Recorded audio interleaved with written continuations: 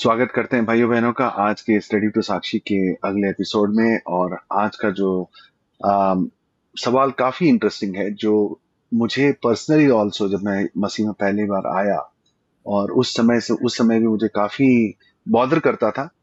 और उस समय तो हमारे पास कोई था नहीं इतना जवाब देने वाला। पर इस समय है हमारे पास, हमारे साथ फिर से हमारे प्रिय पास्टर देवेंद्र हैं। Welcome sir, how you doing? Very good, Naren. Thank you for again being there for this recording sir, thank you again, it's really helping. और बहुत सारे जो हमारे भाई बहनों के बहुत हमें अच्छे फीडबैक आ रहे हैं, बहुत सारे सवाल। अभी कुछ 55 क्वेश्चंस आ चुके हैं हमारे पास, तो हमें सब कुछ आंसर करना है। तो और मैं ये कहना चाहूंगा भाई बहनों कि अगर आपने हमारे पिछली, ये हमारा 24वां एपिसोड है पास्टर देवेंद्र के साथ, उससे पहले भी काफी और उनके साथ एपिसोड्स हो चुके हैं। और हमारा चैनल पर जो साक्षी के चैनल पर हमारा एक प्लेलिस्ट है रेडी टू साक्षी करके, उसमें और भी सारे सवाल हमने कवर किए हुए हैं। तो अगर आप सही में अगर परमेश्वर को खोज रहे हैं और आपके मन में सवालात हैं, हमने बहुत सी इंट्रिकेट, बहुत ज्यादा डिफिकल्ट सवाल भी हमने कवर किया है, जैसे कि परमेश्वर ने इतने कनानाइट्स को क्यों मारने की आज्ञा दी, केन ने किससे शादी की, ये मदर ऑफ गॉड चर्च क्या होता है, ऐसे बहुत सारे प्रोग्राम्स हमने कवर किए हैं। तो हमारे चैनल पे जरूर जाइएगा, उसको सब्सक्राइब कीजिएगा और बेल आइकन पे जरूर दबाइएगा, क्योंकि हम हर हफ्ते नया नया प्रोग्राम अपलोड करते हैं। और जो हमारे जूने जो प्रोग्राम्स जो हमने ऑलरेडी रिकॉर्ड कर चुके हैं, मैं उसका जो प्लेलिस्ट है रेडी टू साक्षी का, उसका भी मैं लिंक डिस्क्रिप्शन में डाला हुआ है, आप देख सकते हैं। उसे जरूर विजिट कीजिए, इसके पहले प्रोग्राम्स भी आप जरूर देखिएगा। ओके सर, तो आज का जो प्रोग्राम है, आज का जो सवाल है, बहुत बड़ा गूगली किसी ने फेंका हुआ है हमारे लिए, हमारे एक भाई ने, कि क्या सभी चमत्कार परमेश्वर से होते हैं? ये सर एक्चुअली बहुत ही इंपॉर्टेंट सवाल है, क्योंकि जब मैं भी परमेश्वर में आया था, और जैसे कि आप मेरी साक्षी जानते हैं, और जो नहीं जानते हैं फिर हमारे चैनल पे रेडी टू साक्षी में जाएंगे तो पहले के 2-3 एपिसोड्स में मेरी साक्षी भी है, और पास्टर देवेंद्र का भी है, ये डिस्क्रिप्शन में आप देख सकते हैं। तो मेरी साक्षी में मेरी जो मम्मी, उनको आर्थराइटिस हुआ था, जो परमेश्वर ने ऑलमोस्ट इमीडिएट चर्च में जब थे उन्होंने हील कर दिया था। तो उस बिना पर मैंने यीशु मसीह और बाइबल पढ़ना शुरू किया, उनके बारे में मैंने सोचना समझना, सवालात करना शुरू किया। और यू नो परमेश्वर का हाथ है कि मैं आज मसीह में हूँ। पर बात यह है सर कि काफी लोगों को ये भी यू नो मन में सवाल रहते हैं कि दूसरे, जैसे आप कोई दरगाह में चले जाओ, या आप सिद्धि विनायक चले जाओ, या अलग अलग धर्मों में भी आपको चमत्कार, चिन्ह चमत्कार देखने को मिलता है। जैसे कि मैं एक बैंक के मैनेजर को जानता हूँ, बहुत सीनियर मैनेजर है। उनको उनकी बीवी को बहुत सालों तक उन्हें बच्चा ही नहीं हो रहा था। फिर वो कोई मंदिर में गए थे, वो मंदिर में वो जो साधु था, उन्होंने बोला ये फूल है, तुम खा लो और तुम्हें लड़का हो जाएगा। उन्होंने खा लिया एंड शी कंसीव्ड। तो ऐसे बहुत सारे ऐसे चमत्कार दूसरे चर्चेस में भी होते हैं। और ये सवाल बहुत ही जरूरी है, क्योंकि हमारे कुछ चर्चेस हैं, यानी हम, आपने भी देखे होंगे, मैंने भी देखा है, कुछ चर्चेस होते हैं जहां पर मेजर फोकस होता है सिर्फ चिन्ह और चमत्कार पर। और मुझे उससे प्रॉब्लम ये है कि जब चिन्ह चमत्कार किसी को मिलता नहीं है, क्योंकि सबको नहीं चंगाई नहीं मिलती है, किनको मिलता है किनको नहीं मिलता है, क्यों नहीं मिलता है परमेश्वर जानते हैं, मैं नहीं जानता। पर जब नहीं मिलता है तो बहुत नाराज, बहुत मायूस होकर चर्च छोड़ के चले जाते हैं। जैसे कोई बीमार हो जाता है, बहुत सालों से चर्च में है और हीलिंग नहीं होती, तो चर्च छोड़ के चले जाते हैं, क्योंकि वो चर्चेस का जो फाउंडेशन है वो मसीह के वर्ड में नहीं है, बट ये सब ऊपरी चीजों में है। तो सवाल वही रहता है पास्टर साहब कि जब हम कहते हैं कि परमेश्वर चमत्कार करता है हमारी जिंदगी में, तो जो बाकी सब जो धर्मों में जो हमें चमत्कार देखने को मिलते हैं, वो कैसे होते हैं? उसके बारे में आप क्या हमें सिखा सकते हैं? Over to you sir. या तो बहुत बढ़िया सवाल है नरेन, एंड बड़ा प्रैक्टिकल सवाल है, कई लोगों के दिलों में रहेगा। एंड आई थिंक कुछ हद तक सभी को इस सवाल के उत्तर तो अंदाजा लग सकता है, क्योंकि चमत्कारों का स्रोत, जो आज का प्राइमरी क्वेश्चन ये है कि चमत्कारों का स्रोत क्या सिर्फ परमेश्वर है? क्या इस दुनिया में हो रहे सारे चमत्कार के पीछे परमेश्वर होता है, या कोई और ताकतें हैं इस दुनिया में जो चमत्कार कर सकती हैं? और यदि कर सकती हैं तो फिर आखिरकार ये चमत्कारों के का प्रोसेस क्या है, या कैसे हम पहचाने कि ये चमत्कार कहाँ से आ रहा है? और उसके पीछे मकसद क्या है, यदि चमत्कार हो रहे हैं तो क्यों हो रहे हैं, राइट। तो पहले तो मैं आई थिंक कई हमारे जो श्रोता हैं वो चाहेंगे कि बिब्लिकल बेसिस रखा जाए, बाइबल क्या बोलता है इस बारे में। सिर्फ आप अपने विचारधारा से जवाब मत दो, अपनी सोच से जवाब मत दो, बाइबल से जवाब दो, कई लोगों का ये रहेगा। तो मैं कुछ बाइबल के पैसेजेस क्विकली रश थ्रू करूंगा या रन थ्रू करूंगा, जिससे लोग फैमिलियर हो जाएं। ऑफ कोर्स हम हमारा इस वार्तालाप का मुद्दा ये नहीं है कि हम पूरी एक बाइबल शिक्षा यहाँ पे रन करें या क्लास रन करें, लेकिन कुछ पैसेजेस हम पढ़ के सुनाते हैं अपने श्रोताओं को। तो निर्गमन की किताब से शुरू करेंगे। निर्गमन में एक बहुत सॉलिड इंसिडेंट था जो चार पांच चैप्टर तक चला, जब मूसा फिरौन के सामने भेजा गया परमेश्वर के द्वारा अपने लोगों की ओर से अगुवाई करने के लिए, कि भाई फिरौन जो राजा था, जो मिस्र देश का राजा था, बहुत शक्तिशाली था, जिसके कि यहूदी लोग गुलाम थे उस जमाने में। और उस समय परमेश्वर ने उनकी पुकार सुनी प्रार्थना में, और परमेश्वर ने कहा मैं एक आदमी को भेजूंगा जो अगुआ बन के इन लोगों को आजाद कराएगा। तो उसने फिरौन को चुनौती देने मूसा को भेज दिया, और मूसा और उसका भाई हारून ये दोनों गए। तो परमेश्वर ने उन्हें कहा कि भाई मैं गवाही दूंगा फिरौन को भी, यहूदियों को भी, सभी लोगों को, इस दुनिया में मौजूद सारी दुनिया को एक हिसाब से गवाही दी जाएगी कि परमेश्वर ने एक संदेश भेजा है और परमेश्वर अपने लोगों के साथ कुछ नया करने जा रहा है। तो ये पूरा कॉन्टेक्स्ट था, परिप्रेक्ष्य था। तो निर्गमन के 7वें अध्याय में 8वीं पंक्ति से मैं शुरू करता हूं। फिर यहोवा परमेश्वर ने मूसा और हारून से ऐसा कहा कि जब फिरौन तुमसे कहे कि अपने प्रमाण का कोई चमत्कार दिखाओ, तब तू हारून से कहना अपनी लाठी लेकर फिरौन के सामने डाल दे कि वह अजगर बन जाए। तब मूसा और हारून ने फिरौन के पास जाकर यहोवा की आज्ञा के अनुसार किया, और जब हारून ने अपनी लाठी फिरौन और उसके कर्मचारियों के सामने डाल दी, तब वह अजगर बन गई। अब देखिए इसके बाद क्या होता है। 11वीं पंक्ति में कहता है, तब फिरौन ने पंडितों और टोना करने वालों को बुलवाया, और मिस्र के जादूगरों ने आकर अपने अपने तंत्र मंत्र से वैसा ही किया। उन्होंने भी अपनी अपनी लाठी को डाल दिया और वे भी अजगर बन गए। पर हारून की लाठी उनकी लाठियों को निगल गई, परंतु फिरौन का मन और हठीला हो गया, और यहोवा के वचन के अनुसार उसने मूसा और हारून की बातों को नहीं माना। सो यहाँ पे एक इंटरेस्टिंग इंसिडेंट है, जहां गॉड की ओर से भी चमत्कार होते दिख रहा है, परमेश्वर की ओर से भी चमत्कार होते दिख रहा है। ठीक उसी टाइम उसको अपोज करने के लिए दूसरी ताकतों की ओर से, जो साफ साफ के से परमेश्वर के संदेश के खिलाफ थी, उनकी ओर से भी एक चमत्कार होते दिख रहा है। जब आप आगे बढ़ते हैं उसी अध्याय में, तो 20वीं पंक्ति में थी, जब आप पहुंचेंगे तो फिर मूसा और हारून एक और चमत्कार करते हैं। लाठी को उठाकर वो नील नदी के पानी पे मारते हैं, तो पूरा नील नदी का पानी लहू जैसा बन जाता है, मछलियां मर जाती हैं। तो 22वीं पंक्ति में बोलता है, तब मिस्र के जादूगरों ने भी अपने तंत्र मंत्रों से वही किया, और फिर उनका मन हठीला हो गया। तो इंटरेस्टिंग है यहाँ पे कि भाई इन लोगों ने लाठी छोड़ी, तो लाठी सांप बन गई, तो उन्होंने भी लाठी छोड़ी और सांप बन गई, और इनके बने हुए सांप ने उनके सांपों को निगल लिया। बड़ा इंटरेस्टिंग है। लाइकवाइज जब इन्होंने नदी में पानी में लाठी डाली तो लाठी लहू बन गई, तो उन्होंने भी लाठी डाली अपनी अपनी, फिर नदी लहू बन गई। लेकिन एक और इंटरेस्टिंग चीज उस चमत्कार में यह है कि उनकी लाठी डालने से, भाई ये भी तो हो सकता था कि भाई पानी लहू बन गया है, तो अब इस लहू को पलट के वापस पानी बना दो, जो कि जरूरत थी उस वक्त की। वो नहीं करे, उन्होंने पानी को ऊपर से और लहू बनाया ना। ये इसमें कुछ इंटरेस्टिंग प्रिंसिपल छिपे हैं, लेकिन हम उस पर बाद में बात करेंगे। पहली बात हम ये कहना चाह रहे हैं कि ये पैसेज, और आगे मैं कई सारे पैसेज दिखा सकता हूं, जैसे प्रेरितों के काम के अध्याय में जब फिलिप, प्रेरितों के 8वें अध्याय में जब फिलिप सामरिया में प्रचार कर रहा होता है, तो वहां पे शमौन नाम का एक आदमी है जो तांत्रिक है, और वो खूब जादू करता था, इतना जादू करता था कि लोग बड़े प्रभावित रहते थे, लोग चंगाइयों के लिए उसके पास जाते थे, चमत्कार वगैरह करता रहता था, काफी फेमस था वो। और फिर उसके बाद वो यीशु मसीह पे विश्वास पे आ जाता है। विश्वास में आने के बाद वो इन चेलों के पीछे पीछे चलता रहता है।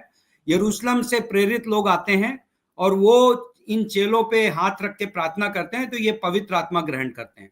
जब ये शमौन देखता है कि अरे ये तो पवित्र आत्मा, ये तो कुछ नई चीज हो रही है, ये तो मैं आज तक नहीं कर पाया, तो ये इनको पैसा ऑफर करता है कि भाई मेरे से पैसा ले लो और मेरे को भी ये टेक्निक सिखा दो, जिससे मैं भी लोगों पे हाथ रखूं तो ये पवित्र आत्मा वो भी पा सकें।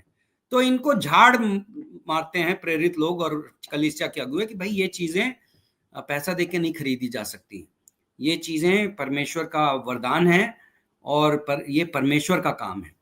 तो ऐसे मैं और भी कई इंसिडेंट बोल सकता हूं, बट इस वक्त हम सिद्धांत जो हम आंसर देने की कोशिश कर रहे हैं वो ये है कि पहली बात, ये हर आदमी को ये बात समझ लेनी चाहिए कि हर चमत्कार परमेश्वर की ओर से नहीं होता। इस दुनिया में ताकतें हैं जो चमत्कार कर सकती हैं, और जस्ट बिकॉज कोई चमत्कार हुआ हम इस निर्णय पे नहीं पहुंच सकते कि वो चमत्कार परमेश्वर की ओर से ही है। वो चमत्कार किसी और ताकत से भी हो सकता है। अब सवाल ये उठता है कि लोग पूछेंगे फिर वो कौन सी ताकत है भाई? क्या इंसान में ये ताकत है कि जैसे इंसान विज्ञान सीख लेता है, बहुत सारे आविष्कार कर लेता है, तो क्या इंसान के अंदर वो ताकत है कि इंसान चमत्कार कर सके? तो पहले तो चमत्कार की डेफिनेशन तय कर देते हैं कि चमत्कार है क्या, क्यों हम कुछ चीजों को चमत्कार मानते हैं, कुछ चीजों को चमत्कार नहीं मानते हैं।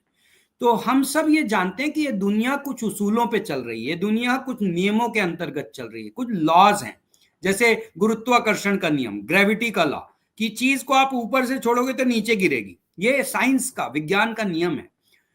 सुबह होती है, सूरज निकलता है, शाम होते होते सूरज डूबता है, फिर अगले दिन ये नियम है, ये दुनिया, प्रकृति चल रही उन नियमों में, ये नियम परमेश्वर के तय किए गए हैं।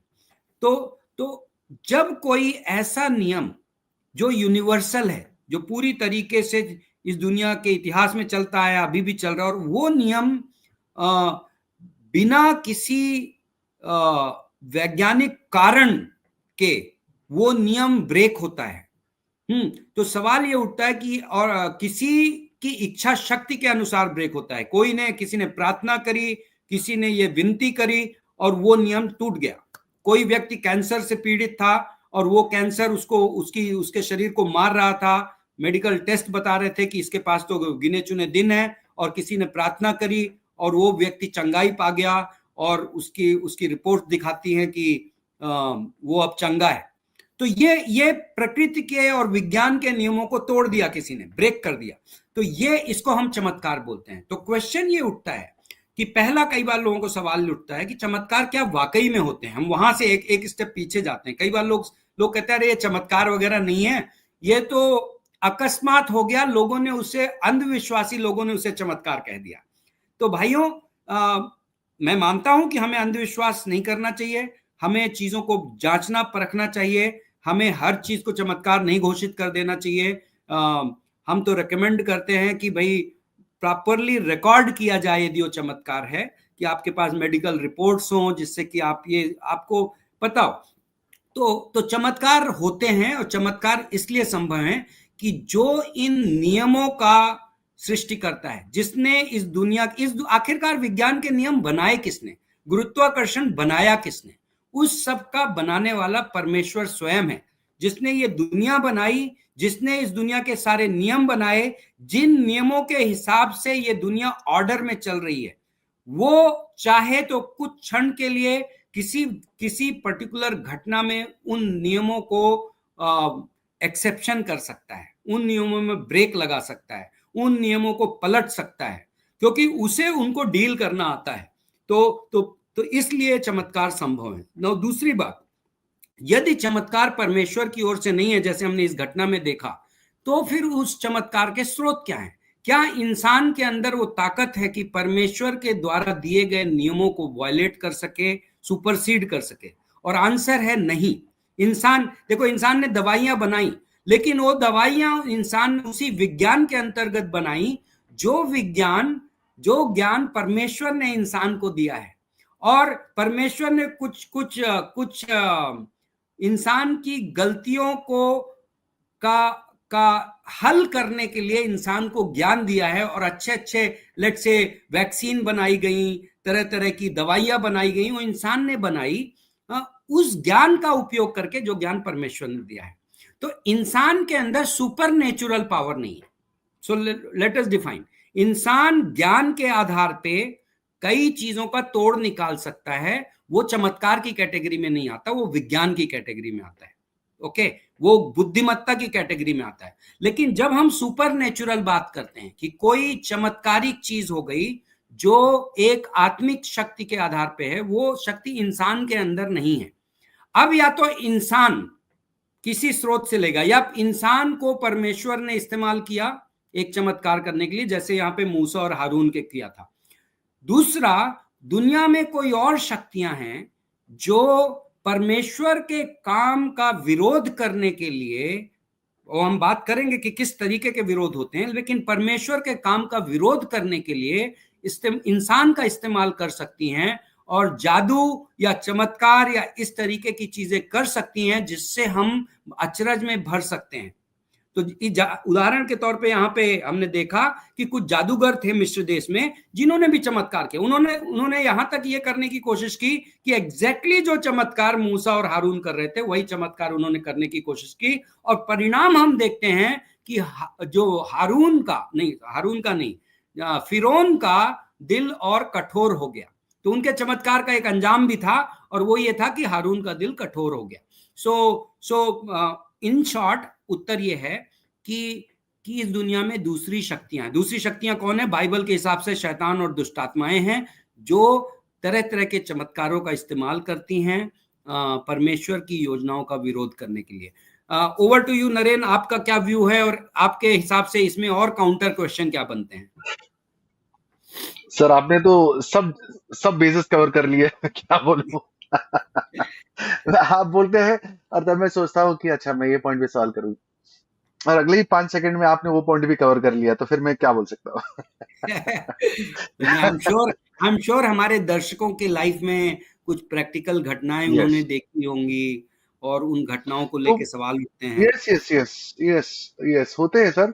काफी होते हैं, जैसे कि कोई कोई लोगों का जो चमत्कार नहीं मिलता उनको, तो उस बारे में क्या, तो मे बी उस पर हम और एक एपिसोड कर सकते हैं, मे बी नेक्स्ट एपिसोड हम उस पर कवर कर सकते हैं। बट फिलहाल सर इसमें आपने एक बहुत अच्छी बात की कि हमारे जीवन में जो चमत्कार परमेश्वर तो करते ही हैं, पर दूसरी भी शक्तियां हैं जो चमत्कार कर सकती हैं, जिनका इस धरती पर, इस भूमंडल पर उनकी भी बोलते हैं जरा कुछ पावर्स है उनके पास, और वो हमें देखने को मिलता है काफी समय में। और बट उसका मतलब ये नहीं है कि जहां पर भी चिन्ह चमत्कार हो रहा है वो परमेश्वर की तरफ से है। तो फिर सर पता कैसे चल सकता है कि जो क्या क्या चिन्ह चमत्कार परमेश्वर की तरफ से है और क्या चिन्ह चमत्कार परमेश्वर से ना है? ये एक सवाल कोई पूछ सकता है। बट इस पर मैं एक ऐड करना चाहूंगा हमारे भाइयों बहनों को कि हमें इस पर नजर रखना है कि जो सबसे बड़ा चमत्कार जो हमारी जिंदगी में होता है, और वो है जो परमेश्वर ने हमारी आत्मा को जो बदल देते हैं, जो परमेश्वर हमें अपना बच्चा बना लेते हैं, वो उससे बड़ा मिरेकल जो हमारा जो हमें जो बचा लेते हैं परमेश्वर अनंत काल की मृत्यु से, वो सबसे बड़ा परमेश्वर है। कि क्योंकि आप देखिएगा यीशु मसीह ने कितने लोगों को जो अंधे थे उन्हें ठीक किए, लूले लगड़ों को चलना सिखाया, जो मरे हुओं को जिलाया, बट सबके सब मर गए, सबके सब मर गए, और सबके सब मर गए। उनकी अभी यानी हड्डियां तक बाकी नहीं होगी, इस यानी पूरी तरह से वो खत्म हो चुके हैं। पर सबसे बड़ी बात यह है कि उनमें जो परमेश्वर यीशु मसीह को अपनाए, वो आज उनके साथ है। ये सबसे बड़ा चमत्कार है। तो आपकी जिंदगी में कोई चमत्कार हो ना हो, आपको ये इस बात का धन्यवाद देना है कि सबसे बड़ा चमत्कार जो हमारे साथ जो हो चुका है वो ये है कि हम अब परमेश्वर के संतान बन चुके हैं, जो लिटरली असंभव था। ये ऐसा मिरेकल है जो कोई भी धर्म, वेदर हिंदुइज्म, इस्लाम, सिखिज्म या जो भी धर्म हो, कोई ये धर्म नहीं सिखाता कि आप परमेश्वर के बच्चे बन जाए और आपकी पूरी जो पापों को आपको जो माफी मिल चुकी है। इससे बड़ा चमत्कार क्या हो सकता है? हो सकता है आपके पास कोई बीमारी हो सकता है किसी को कैंसर हो सकता है कोई अंधा हो सकता है कोई लूला हो, ये जो भी आपकी तकलीफें हैं, हो सकता है आपको कोई नौकरी नहीं मिल रही, हो सकता है किसी की शादी नहीं हो रही हो, ये सब जो है, ये आपकी जिंदगी जो भी है आपकी जिंदगी में, वो 15, 20, 25, 30 साल, 50 साल में खत्म हो जाए। तो या आप क्या चाहें, सबसे बड़ा चमत्कार आप क्या होना चाहेंगे आपकी जिंदगी में? क्या आपकी आंखें की ना, आपकी बीमारी ठीक हो जाए, आपकी सर्दी खांसी बुखार ठीक हो जाए, या आपकी शादी हो जाए, या आप ये चाहेंगे कि परमेश्वर का बच्चा कहलाने का जो सौभाग्य आपको मिले, और जब आपका फाइनल समय आए तो और आपकी आंखें बंद हो, और जब खुलेगी वो परमेश्वर के साथ खुलेगी। आप क्या चाहेंगे, कौन सा चमत्कार आप अपनी जिंदगी में चाहेंगे? और हमारे जो पास्टर साहब हैं, पास्टर काल, हमको ये बहुत ही अच्छा एक बात बोल रहे थे, इन्होंने बहुत अच्छी एक बात बोली थी कि जो चमत्कार जो जो इस दुनिया की जो चमत्कार करते हैं, किसको चंगाई कभी परमेश्वर दे देते हैं, जो भी है, वो परमेश्वर की तरफ से आपके कंधे पर ऐसा थपथपाते हैं परमेश्वर, ताकि आपका ध्यान आकर्षित कर सके। उसके बाद आप क्या करते हैं, वो आपका कॉल है। जैसा मेरा मम्मी की चंगाई हुई, अगर वो नहीं होता तो शायद आज मैं यहाँ नहीं होता। तो परमेश्वर ने उससे, मेरे मम्मी की चंगाई से मेरे कंधों पर उन्होंने थपथपाया, और मैंने उनकी तरफ नजर किया। तो बट मैं बहुत ऐसे लोगों को भी देख चुका हूँ जिनको परमेश्वर ने उनके जिंदगी में चंगाई दी है, बहुत सारे चिन्ह चमत्कार किए हैं, बट जैसा ही उनको अपना मिल जाता है ना, वो छोड़ के चले जाते हैं, फिर चर्च में दिखते भी नहीं है। यानी पास्टर साहब, आपने भी देखा होगा, आप उनके लिए प्रार्थना करते हैं, परमेश्वर कुछ उनकी जिंदगी में अच्छा काम करता है, और जैसे ही मिल जाते हैं, जैसे हमारे बच्चे की शादी नहीं हुई, नौकरी नहीं मिल रहा है, या कुछ भी, मैंने बहुत बहुत सारी चंगाइयां देखी। एक थी मैडम, उनका घुटना टूट गया था, पूरी तरह से चूर हो गया था, प्रेयर मीटिंग में आए, ठीक हो गए। बस क्या था, उसके बाद में इधर उधर सब चलता रहता है। ऐसे बहुत सारे, नौकरियां नहीं थी, परमेश्वर ने एकदम चमत्कारी रूप से नौकरियां, या पूरी तरह से अंधे, वो भी मैंने देखा है, आंखें खुल जाती हैं। मैंने, मेरे खुद की जो नानी है, उनको ट्यूबरक्लोसिस हुआ था, और उनका ने बिना दवाई की पूरी तरह से चंगाई हो गई। मेरे पास उनके एक्सरे के रिपोर्ट्स हैं। तो इस लेवल की चंगाई भी मैं देख चुका हूँ। बट बात ये है कि अभी जो मेरी नानी है, वो अभी चल बसी हैं, अभी उनको काफी साल हो गए, 17 साल हो गए। पर बात ये है कि अगर वो चंगाई मिलने के बाद अगर परमेश्वर को छोड़ देते, तो फिर वो चंगाई भी उनके साथ खत्म हो जाती। पर वो चंगाई मिलने बाद उन्होंने परमेश्वर को स्वीकारा, और मुझे पूरी तरह से अब ये गारंटी है कि वो उनके साथ है, और जब मेरा समय आएगा तो मैं उन्हें फिर से देखूंगा। तो ये हमें याद रखना है। तो आई एम सॉरी पास्टर साहब, वो जो सवाल है उसके पर, कि हमें कैसे पता चल सकता है कि अगर कोई चमत्कार हुआ है, वो परमेश्वर से है या नहीं? यस जैसा या आपने कहा कि नहीं होता है, हर चमत्कार परमेश्वर से नहीं होता है, हम्म और ये मैं आपसे मानता हूँ, जो आप बोल रहे हैं उससे मैं पूरी वाकिफ हूँ। पर फिर हमें पता कैसे हो सकता है कि शायद चमत्कार हो गया हो, और वो हो सकता है परमेश्वर से ना हो, या हो। तो कोई किसी के मन में ये भी आ सकता है कि हो सकता है परमेश्वर से हो, और मैं कह दूंगा कि ना हो, तो शायद परमेश्वर के खिलाफ कोई पाप हो जाए मेरे से, ये भी हो सकता है। तो फिर वो आपको कैसे पता चलेगा कि एक एक चमत्कार हुआ है, किसको बच्चा नहीं हो रहा था, और उसने एक फूल खाया और वो परमेश्वर से है, और तो वो उसे बच्चा हो गया, फिर तो कैसे पता चलेगा?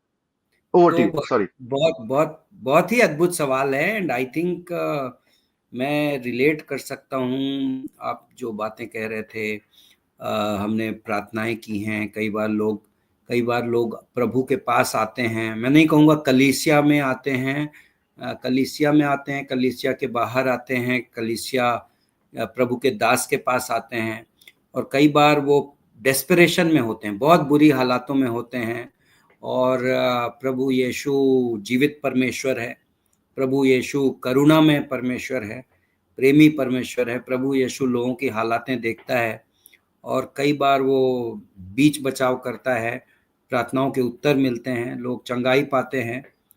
और ये भी होता है कि वो उस चंगाई के मुख्य ध्येय को नहीं समझ पाए, मेन मकसद को नहीं समझ पाए, और वो अपनी चंगाई को एंजॉय करते हैं। ऑफ कोर्स आपको चंगाई एंजॉय करने के लिए दी गई, चमत्कार जो गया आपके फायदे के लिए दिया गया, बहुत अद्भुत है, आप उसके मजे करिए। लेकिन ये समझना जरूरी है कि परमेश्वर इस दुनिया में जब चमत्कारिक इंटरवेंशन कर रहा है, तो परमेश्वर का एक मकसद है। ओके, और वो मकसद यूहाना का जो सुसमाचार है, उसमें यूहन्ना बड़ा क्लियरली मेंशन करता है, बिकॉज यूहन्ना ने जब अभी ये सुसमाचार लिखा 20-21 अध्याय की एक सुसमाचार लिखा, जिसमें उसने यीशु मसीह के 7 मेजर मिरेकल्स, 7 बहुत भारी चमत्कार कैप्चर किए। बाय द वे, जो लोग इतिहास पढ़ते हैं और जो लोग इस दुनिया के विभिन्न धर्मों और विभिन्न ग्रंथों के इतिहास में रुचि रखते हैं, उनको मैं एक चीज याद दिलाना चाहता हूं, आप गौर से देखें तो आपको ये समझ में आएगा। इस दुनिया के इतिहास में एक इकलौता ऐसा 3 साल का पीरियड रहा है जिसमें जिस लेवल के चमत्कार हुए हैं, वो किसी इंसान, किसी नबी, किसी गुरु, किसी धर्म गुरु, किसी ज्योग्राफी में कभी उस लेवल के चमत्कार नहीं हुए। आप कंपेयर कर सकते हैं, आप एक चार्ट बना सकते हैं, आप टाइम पीरियड नोट कर सकते हैं। यीशु मसीह के 3 साल की जो पब्लिक सेवकाई थी, उस 3 साल के दौरान यीशु मसीह ने बहुत सॉलिड चमत्कार किए। उसने ये दिखाया कि उसके पास कुछ अथॉरिटीज थी, कुछ अधिकार थे, उसकी आज्ञाओं को इस दुनिया की हर ताकत सलाम करती थी। चाहे समुंदर को जब उसने आज्ञा दी तो समुंदर तूफान को रोक दिया। जब उसने मौत को आज्ञा दी तो मौत ने अपने आगोश में से लाजर नाम के आदमी को छोड़ दिया और बंदा मरने के बाद जिंदा हो गया। यीशु मसीह जो जन्म से अंधा पैदा हुआ था, उसको उसने कहा तुम्हें क्या चाहिए, चंगाई चाहिए, चलो मैं तुम्हें आंख देता हूं, मैं जगत की ज्योति हूं। तो यीशु मसीह ने इस तरीके की चंगाइयां और चमत्कार करने चालू किए।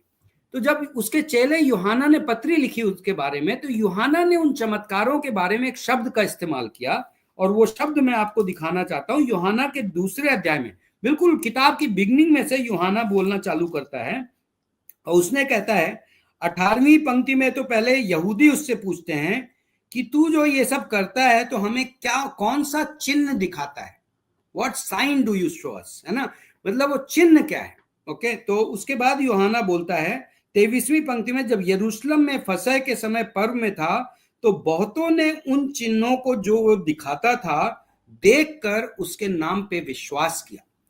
तो एंड इस पत्री के अंत में भी यूहन्ना वापस से लिखता है कि यीशु मसीह ने जितने चिन्ह दिखाए, उन सब चिन्हों को यदि मैं किताबों में लिखने लगूं तो किताबें भी पूरी नहीं हो पाएंगी, इतने चिन्ह दिखाए।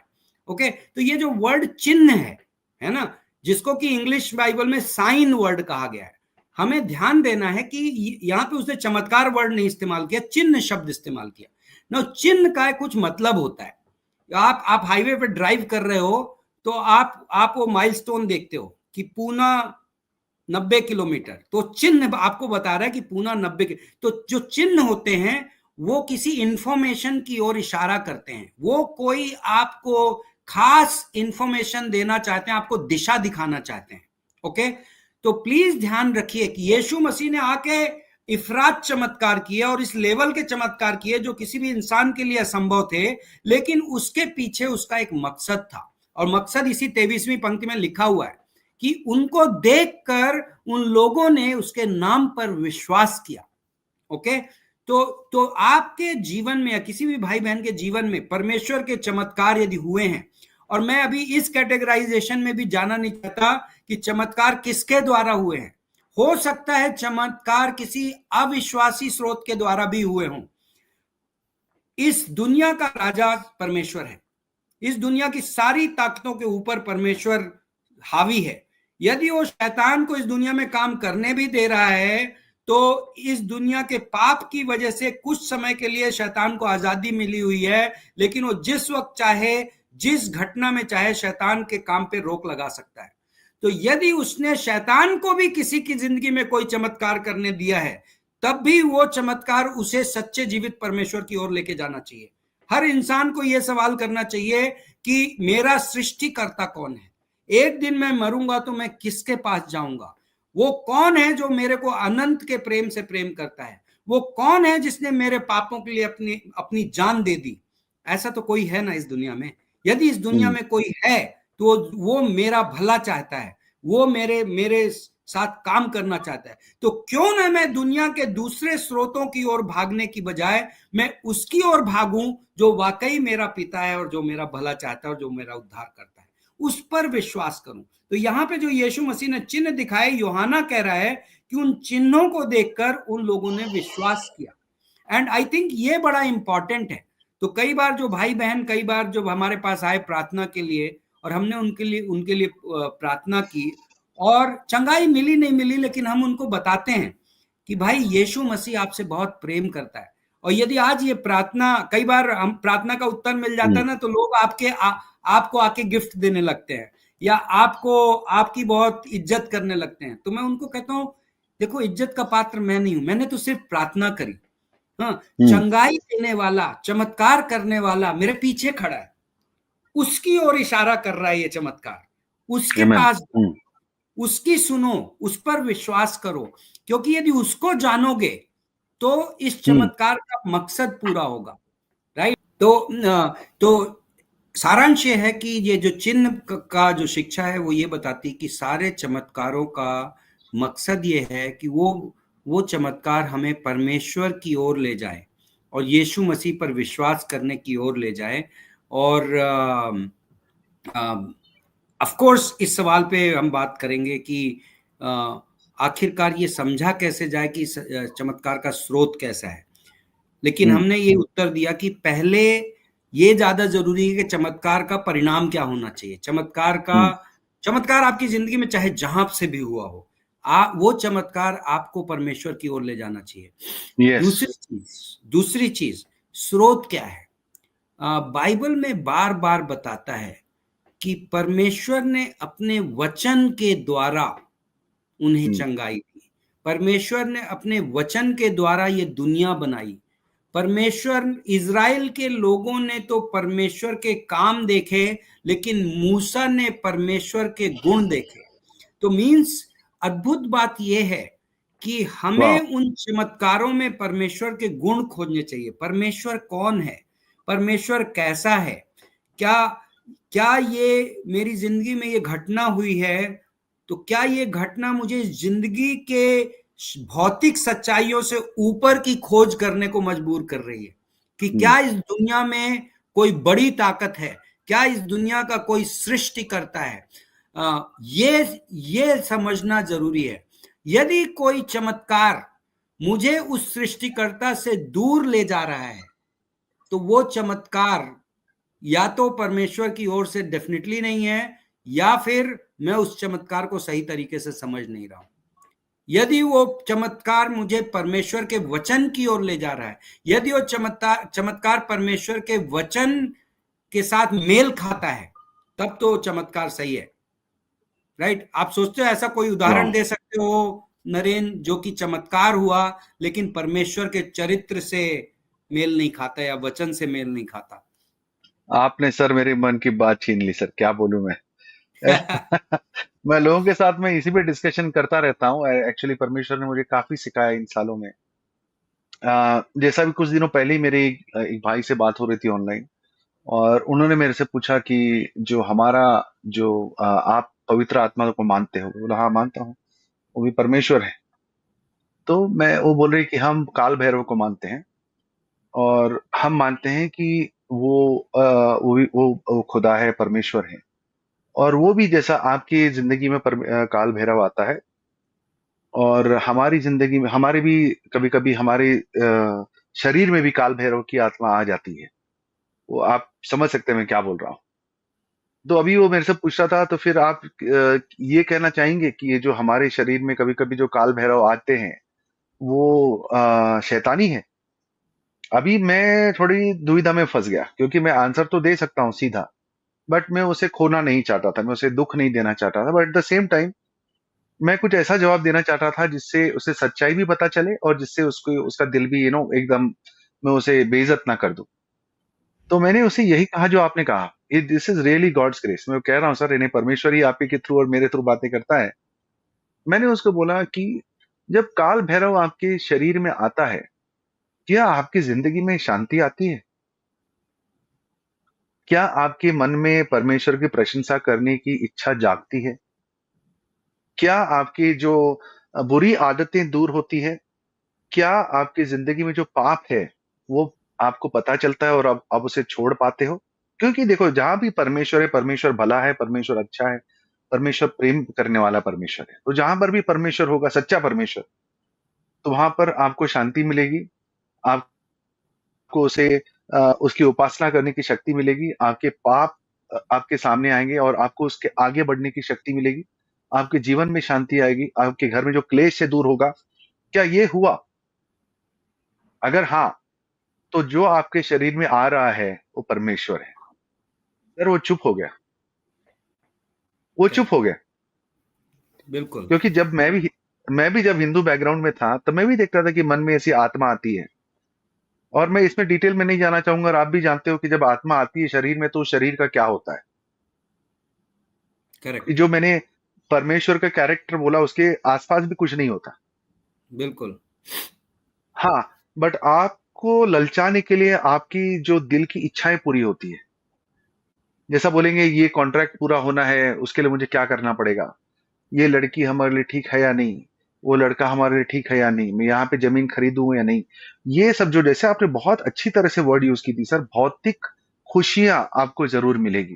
क्योंकि ये एक बहुत बड़ा मिसकंसेप्शन है, अगर मैं कहूं कि लोगों को ये लगता है कि शैतान चाहता है कि मैं हमेशा गरीब रहूं, दुखी रहूं। बट मेरा मानना ये है कि ऐसा बिल्कुल भी शैतान की इच्छा नहीं है। उल्टा शैतान यस, चाहता है कि तुम खुश रहो। क्योंकि जब हम दुखी रहते हैं तब हम परमेश्वर को खोजते हैं, खुशी में कोई नहीं खोजता। बहुत कम लोग खोजते हैं, खुश में कोई नहीं खोजता। जब आप दुखी होते हैं, बीमार होते हैं, तब सोचते हैं, अरे यार परमेश्वर कौन है। करेक्ट, बोलते हैं ना। करेक्ट।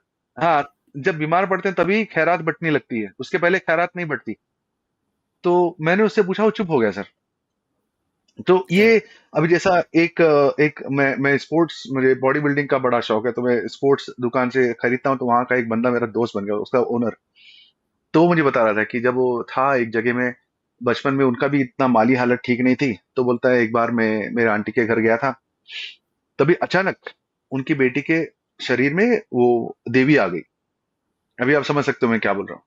बोलता यस। है, जैसे ही उसके शरीर में देवी आई, मैं दौड़ के उसके चरणों में फंस गया, गिर गया, और मैं बोला कि मुझे बिजनेस करना है, मैं कहाँ पर बिजनेस करूँ। तो उन्होंने बोल दिया, यहाँ यहाँ पर ऐसा ऐसा बिजनेस कर, तो उसमें सक्सेस पाएगा। बोलता है, मैंने वो बात सुनकर मैंने बिजनेस चालू की, और मैं यहाँ पर अभी हूँ। बट बात यह है कि आप अगर उसकी, शैतान के लॉन्ग टर्म प्लान को देखोगे, तो अभी वो बंदा उसके चंगुल में हमेशा के लिए फंस गया है। Correct, correct. अभी उसका जो बिजनेस है, और 10 5 साल, 15 साल, 20 साल, 25 साल में खत्म हो जाएगा, वो खुद खत्म हो जाएगा। या, तो करेक्ट। शैतान शैतान को आपकी यहाँ की जिंदगी के बारे में इतना इंटरेस्ट नहीं है। शैतान को आपके अंत काल की जिंदगी में इंटरेस्ट है। उसी तरह से जिस तरह से सच्चा परमेश्वर आपके अनंत काल के परमेश्वर में रुचि रखता है, इसीलिए तो अपने बेटे को भेजा। करेक्ट। अगर परमेश्वर को भी, अगर आपके यहाँ की भौतिक जिंदगी में अगर उन्हें ज्यादा इंटरेस्ट था कि यहाँ पर ही खुश रहो, बाद में का देख लेंगे, तो यीशु मसीह को भेज के क्रूस पे चढ़ाने की और इतना सहने की जरूरत क्या थी। बिल्कुल। सोचने की बात। करेक्ट। उन्होंने आए क्योंकि उन्हें हमारी सबसे ज्यादा, यूहन्ना 3:16 में लिखा है, ताकि जोकर उस पर ईमान लाए वो तबाह ना हो पर अनंत काल की जिंदगी पाए। तो यीशु मसीह का ऑब्जेक्टिव वो है। तो अभी हमें ये देखना है कि आपको, आपकी, आप जो भी चमत्कार देख रहे हैं, क्या ये चमत्कार आपको सच्चे परमेश्वर के करीब ले जा रहा है, हाँ या ना। अगर ना, तो ये सच्चे परमेश्वर से हो ही नहीं सकता। ये सिर्फ आपको यहाँ की भौतिक जिंदगी में खुश करने के लिए है। बस ये मैं यही कहना चाहूंगा, इससे आगे मैं क्या बोलूं सर। यस। आप। नहीं, बिल्कुल आपने सही बात कही, लेकिन इस बात पे मैं हम्म। कई बार ऐसे लोगों से मिला हूँ जो हम्म। जीवन में, जिनके लाइफ में किसी ऐसी ही जगह पे, जिन जगहों की आप बात कर रहे हैं, वो गए, हाँ। उनकी लाइफ में बहुत मिरेकुलस चीजें हुई, बड़े चमत्कार से हुए। वो उस स्रोत पे हम्म। भरोसा करने लगे, उस सालों से हम्म। चल रहे हैं उन जगहों पे। अब वो बड़े कमिटेड फील करते हैं। उन्हें ये पता है कि ये परमेश्वर तो नहीं है, लेकिन हम्म। उन्हें ये पता है कि यहाँ से मुझे फायदा हो रहा है और मेरी लाइफ हाँ। बहुत ठीक चल रही है। और वो इस चमत्कार को समहाउ डेस्टिनी से कनेक्टेड मानते हैं।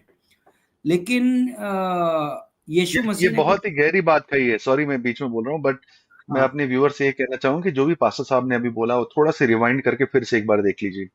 उन्होंने ये बहुत ही गहरी बात कही है, जो बहुत बहुत लाखों की तादाद में लोग ऐसे हैं जो अपनी जो जहां पर भी हैं वो वहां रहते हैं, क्योंकि भले ही जानते हो कि ये सच्चा नहीं है, पर वहां से उन्हें फायदा हो रहा है। यस। वहां पर मैं उनके रिश्तेदार है, मैं वहां पर उन, हाँ। हाँ सर। यस, मैं ऐसे लोगों को एक जगाने वाली बात कहना चाहता हूँ, जो आपने कुछ हद तक प्लीज। कही, हम्म। लेकिन मैं उस बात को हम्म। रीट्रेट करना चाहता हूँ। मैं ये कहना चाहता हूँ कि देखो, शैतान ना डुप्लीकेशन का मास्टर है, ओके? Imitation, yes. इमिटेशन का मास्टर है। तो जैसे हम यहाँ पे बोलते हैं, कुछ एक डायलॉग था ना, मुझे अभी याद नहीं आ रहा है, कि यूएसए से माल आया है, बोले, है ना, ये मटेरियल यूएसए से बना है। उसका क्या क्या फुल फॉर्म होता था? आ, United uh, States of America, फिर वो गया उल्लासनगर सिंधी एसोसिएशन। हाँ, उल्लासनगर से। हाँ। सो उल्लासनगर में हर चीज का बोलते हैं। मुंबई में उल्लासनगर में हाँ। हर हर ओरिजिनल लुकिंग डुप्लीकेट बन जाता है वो। मतलब हाँ। आप उसको पकड़ ही नहीं पाओगे कि वो अमेरिका में नहीं बना, इंपोर्टेड माल नहीं है। ठीक है। हाँ। तो इसको हम्म। इसको बोलते हैं मास्टरी ऑफ इमिटेशन, नकल हम्म। करने की। मतलब जिसको बिल्कुल पकड़ आ गई। तो आपको ये हम्म। समझना पड़ेगा। मैं बाइबल में से दिखाता हूं, प्रकाशित वाक्य किताब, ये भविष्य की घटना है, ओके, आने वाले Amen. टाइम की घटना है, भविष्यवाणी है। प्रकाशित वाक्य 13 में एक घटना है जहां जो जो एंटी क्राइस्ट है, जो इस दुनिया में शैतान का जो आखिरी आक्रमण होगा, ओके, उसके हम्म। बाद तो शैतान का अंत है, और स्वर्ग की स्थापना होने वाली, परमेश्वर का Amen. राज्य आने वाला है। लेकिन यहाँ पे 11वीं पंक्ति में बोलता है कि फिर मैंने एक एक और पशु को धरती के अंदर से निकलते हुए देखा, उसके मेमने के जैसे दो सींग थे। अब जो लोग बाइबल पढ़ते हो और यीशु मसीह के बारे में उन्होंने कुछ सुना होगा, तो उन्हें यह पता होगा कि यीशु मसीह ने अपने आप को मेमना कहा, ओके। तो ये यहाँ पे शैतान आया डुप्लीकेट बन के, और वो मेमने टाइप हम्म। बन के आया, ओके। और अजगर के समान बोलता था, लेकिन मुंह से निकलती थी आवाज तो वही अजगर, किसका बाइबल में तस्वीर है? शैतान का तस्वीर है। और वह उस हम्म। पहले पशु का सारा अधिकार उसके सामने काम में लाता था। मतलब ये ये शैतान के अंडर में था, ये शैतान का मुखिया इस धरती पे, शैतान का रेज किया हुआ मुखिया था। और पृथ्वी पे और उसके रहने वाले उन सब को पशु की, जिसका प्राण घातक घाव अच्छा हो गया था, पूजा कराता था। तो इसका पूरा एजेंडा क्या था? कि पूजा किसकी कराना है? शैतान की कराना है। और वो बड़े बड़े चिन्ह दिखाता था। तो अभी ये देखो, चमत्कार की एरिया में पहुंच गया। मिरेकल दिखाओ और कहो भाई डेविल की आराधना करो, शैतान की आराधना करो। चमत्कार दिखाओ, शैतान की आराधना करवाओ। हम्म। बड़े बड़े चिन्ह दिखाता था, यहां तक कि मनुष्य के सामने स्वर्ग से पृथ्वी पर आग की बारिश करवा देता था। उन चिन्हों के कारण, जिन्हें उस पशु के सामने दिखाने का अधिकार उसे दिया गया था, वह पृथ्वी के रहने वालों को भरमाता था, और पृथ्वी के हम्म। रहने वालों से कहता था कि जिस पशु के तलवार लगी थी वह जी गया है, उसकी मूर्ति बनाओ। तो भाइयों, यहां पे आप एक इमिटेशन की मास्टरी देखते हो। पहले तो मेमना बना, उसके बाद बोलता है उसको तलवार लगी थी, मर गया था, और वापस जिंदा हुआ। आपने वाह। रेजरेक्शन की कहानी पढ़ी होगी भी, पुनरुत्थान के बारे में सुना होगा। इस दुनिया के इतिहास में एक व्यक्ति है, सिर्फ एक व्यक्ति, इवन इवन कहानियों में, जो कि असली में हुआ। यीशु मसीह मारा गया, 3 दिन बाद कब्र में से, मरे हुए में से जिंदा हो गया। आज Amen. यीशु मसीह जिंदा है। और सारी इतिहास 2000 साल से मसीही लोग इस बात को बोल्डली घोषित करते आए हैं कि यीशु मसीह जिंदा है। इसलिए यीशु मसीह प्रार्थना सुनता है, इसलिए यीशु मसीह चंगाई करता Amen. है, इसलिए यीशु मसीह चमत्कार करता है। और जब आप यीशु मसीह का नाम पुकारते हो, तो यीशु मसीह सुनता है और आपसे बातें करता है, और आप अपने Amen. दिल में समझ पाते हो कि यीशु मसीह ने मेरे से बातें करी है, यीशु मसीह मेरी जिंदगी में आया है। ये सच्चाई, इस सच्चाई को नजरअंदाज नहीं किया जा सकता। नौ शैतान इस सच्चाई को डुप्लीकेट करने की कोशिश कर रहा है। शैतान दुनिया को यह दिखाने की कोशिश कर रहा है कि मैं भी मर गया और जिंदा हो गया। आप देख रहे हैं वो कितना बढ़िया डुप्लीकेट बनाता है।